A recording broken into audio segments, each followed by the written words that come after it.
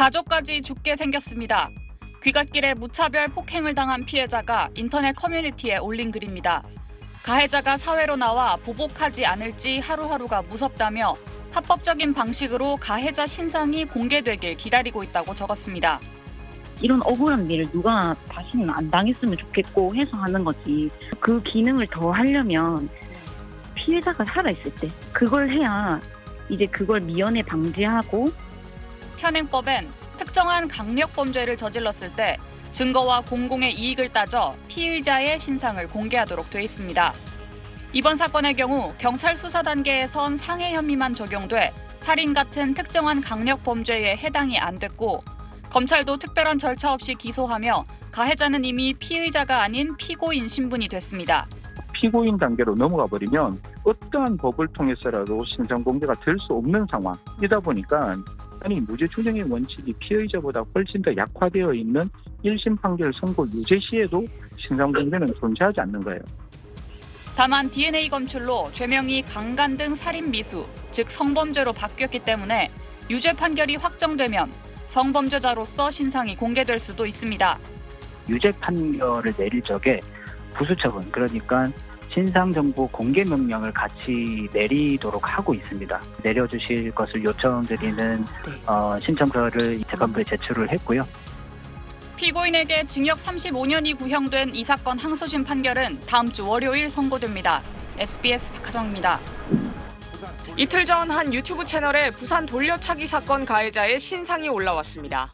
사진과 함께 가해자의 이름과 나이, 직업, 출생지 등이 담겼는데 이 채널 운영자가 자체적으로 공개한 겁니다. 신상 정보를 제가 공개함으로써 피해자가 평생 동안 느낄 수 있는 고통과 두려움의 분담을 할 수 있을 것 같다라는 결론을 내게 되었습니다. 하지만 경찰의 신상정보 공개심의위원회 등과 같이 정당한 법적 절차 없이 개인의 신상을 공개하는 건 엄연한 불법입니다.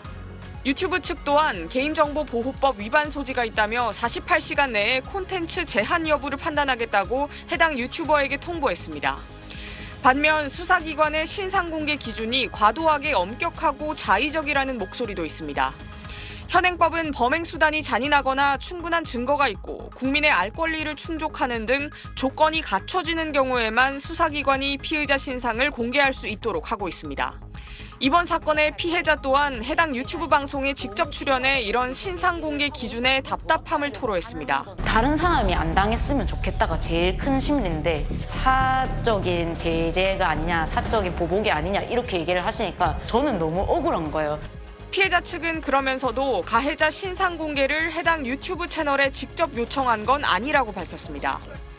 피해자 측은 오는 12일 이번 사건의 2심 선고에 앞서 재판부에 정식으로 가해자에 대한 신상 정보 공개 명령을 요청할 예정입니다. SBS 이연영입니다. 귀가 중에 막무가내 폭행을 당한 지 1년. 피해자 A씨의 일상은 완전히 달라졌습니다. 어떤 사람이 앞에 있고 어떤 사람이 뒤에 지나가고 있고 이런 걸 계속 수없이 생각해야 되다 보니까 평범한 거리를 걷고 그냥 거리에서 웃고 있는 사람들을 보면 너무 부럽더라고요. 2심 재판 중 성범죄 혐의가 추가된 공소장으로 구형량은 징역 35년까지 높아졌지만 불안감은 가시지 않습니다. 보복범죄 가능성 때문입니다. 지금 구치소에서 탈옥해서 배로 때려서 죽이겠다. 진짜 이번에는 진짜 바로 죽여버리겠다. 결국 제 가족이나 제 주변 사람들까지 다치면 어떡하지 소름 끼칠 정도로 무섭죠. 가해자 구치소 동기가 전해 들었던 주소는 A씨가 가장 친한 친구에게도 말하지 않은 최근에 이사한 주소였습니다. 피해자를 찾아갈 거다라고 하면서 이 피해자 주민번호랑 이름이랑 집 주소를 알더라고. 나가서 찾아가서 죽여버릴 거라고 저. A씨는 민사소송 과정에서 가해자가 인적 정보를 파악했을 것으로 추측하고 있습니다. 닷새 뒤 있을 항소심 선고, A씨는 솔직히 두렵다고 했습니다. 선고일이 두려워요. 그냥 그 사람은 이제 선고를 받고 출소일을 기다릴 거고 저는 그날만을 기다리면서 언제 죽을지 메말라 죽을 것 같아요. 재판부에는 신상정보 공개 명령을 함께 내려달라고 거듭 호소했습니다. 법무부는 부산구치소에 수감 중인 가해자에 대한 특별관리를 강화하고 재판이 확정되면 피해자 연고지와 멀리 떨어진 교정시설로 이송할 예정이라고 설명했습니다. SBS 홍승현입니다. 최근 한 유튜버가 이른바 부산 돌려차기 사건의 가해자 신상을 공개했죠. 일상생활이 불가능할 정도로 이 보복에 대한 피해자의 두려움과 공포가 극에 달했다는 게 그 이유였습니다. 실제로 가해자는 구치소에서 피해 여성의 집 주소를 달달 외우며 보복을 예고했다는 증언도 나오기도 했습니다. 피해자를 찾아갈 거다라고 하면서 이 피해자 주민번호랑 이름이랑 집 주소를 알더라고. 죽여버리고 싶다. 자기는 나가서 그때 맞은 거 배로 때려주겠다. 나가서 찾아가서 죽여버릴 거라고 저. 그래서 저는 솔직히 피해자분한테 이 사실을 알려드리고 싶었어요. 이런 상황에서 피해 여성은 하루하루가 무섭다며 이젠 가족까지 죽게 생겼다고 호소했습니다. 또 합법적인 방식으로도 가해자의 신상이 공개되길 기다린다고 토로했습니다.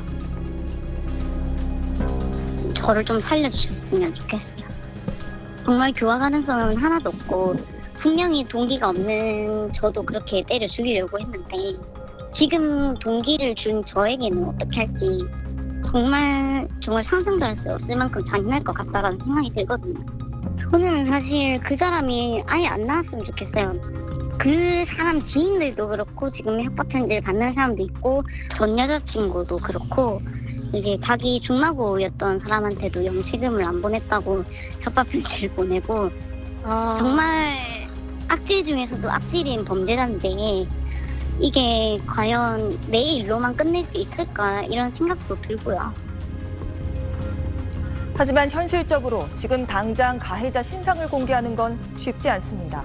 수사 단계에서만 피의자에 대한 신상 공개를 할 수 있는데 이미 이 사건은 2심 재판까지 간 상태라서입니다. 그렇다면 왜 사건 초기에 신상 공개 절차를 밟지 않았을까요? 당시엔 신상 공개에 대한 논의조차 없었습니다. 성범죄 의혹에도 불구하고 경찰이 상해 혐의만 적용했기 때문입니다. 신상 공개는 살인 등의 강력범죄인 경우에만 해당됩니다. 이후 검찰이 살인 미수로 혐의를 바꿨지만 역시 신상 공개 절차 없이 재판에 넘겼습니다. 다만 피해자 측의 노력으로 강간 살인 미수로 혐의가 바뀐 만큼 신상 공개 가능성이 생겼습니다. 성범죄에 대한 유죄 판결이 확정되면 성범죄자로서 신상이 공개될 수 있기 때문입니다.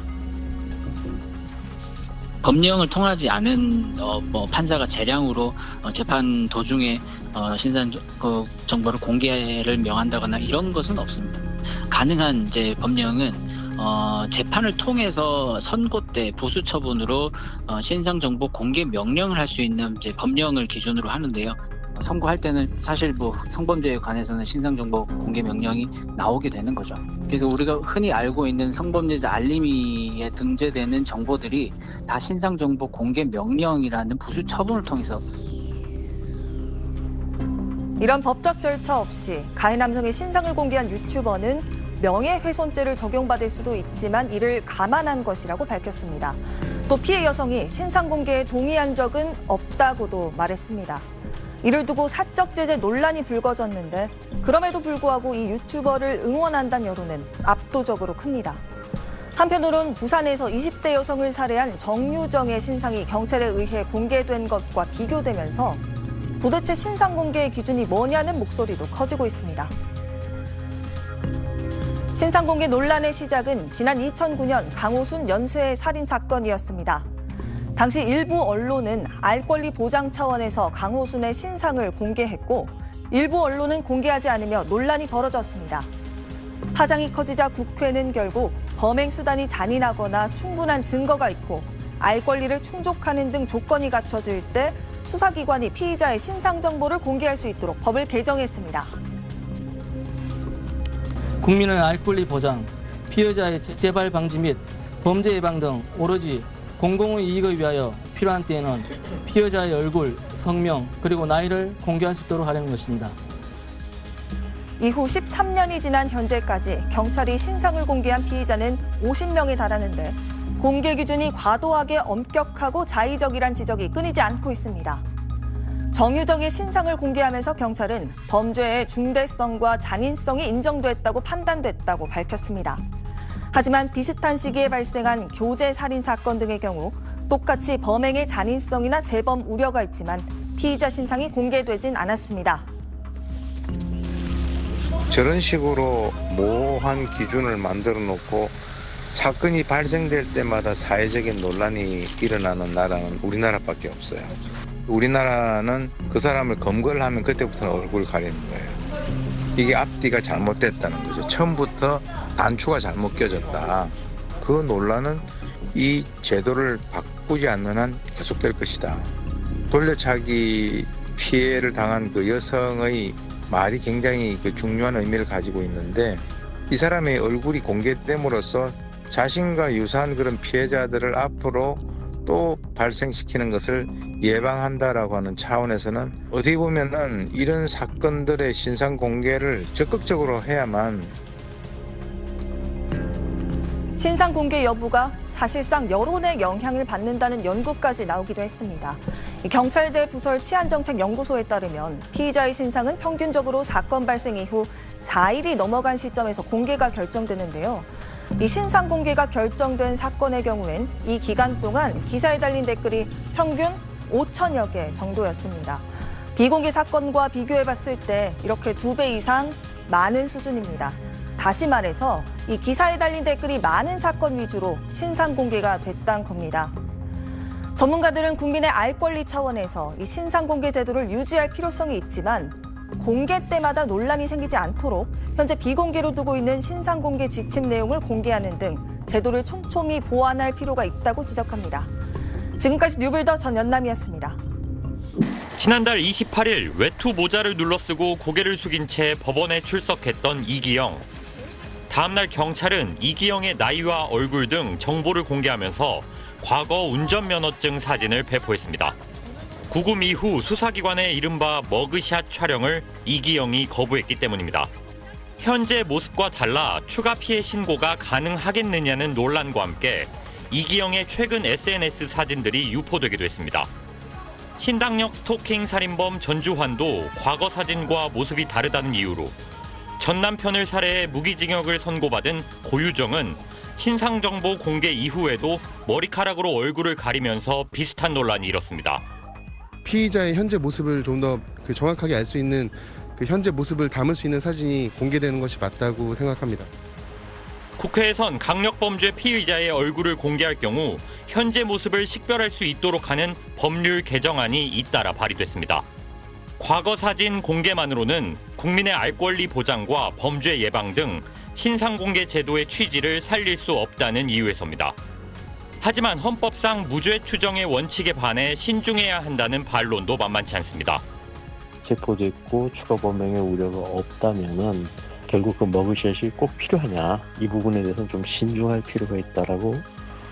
머그샷 공개 범죄 예방 효과를 두고도 논쟁이 있는 만큼 법안 상정 이후 충분한 논의가 필요할 걸로 보입니다. SBS 장민성입니다.